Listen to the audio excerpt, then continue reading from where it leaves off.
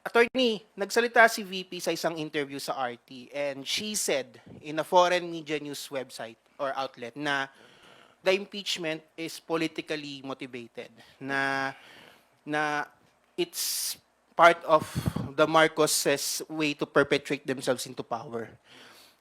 And connected daw ang arrest ni PRRD and the impeachment of her kasi sinabi niya na nag-file na hindi nagtagumpay yung People's Initiative against her, People's Initiative for the Parliamentary Reform Government, kaya nag-move ng impeachment against her. Your thoughts po, attorney, about dun sa sinabi ni VP sa RT interview niya?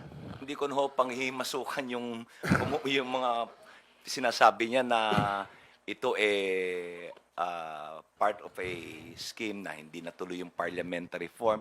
Hindi ko na ho panghihimasukan yan, pero ang masasabi ko lang ho, hindi ho ito pamumulitika. Ang pamumulitika ho, walang basihan, gumawa ka ng katang-isip na reklamo.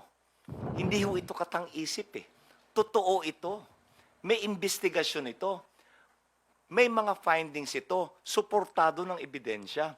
So, paano naging pamumulitika? Ang pamumulitika, you pull something out of thin air. Gumawa ka, nagkatang-isip ka ng reklamo. Ito, hindi ito katang-isip eh. Totoo, may ebidensya eh. So, hindi ito pamumulitika. She also claimed in the RT interview na meron daw nagkaroon doon ng nagkabayaran daw sa impeachment. Ito yung sinasabi na 150 million and she quotes yung sinabi ni Toby Chanco na nagkaroon doon ng bayaran for the impeachment trial. She said it in an international news outlet. So, of course, masasabi ng of course, this is Russia Today, state-sponsored, ally to ni former President Duterte, Putin. So, of course, makikita sa ibang bansa na ang impeachment natin dito, dinadaan lang sa bayaran. What's your take on this? Well, haka-haka lang ho yan. PR.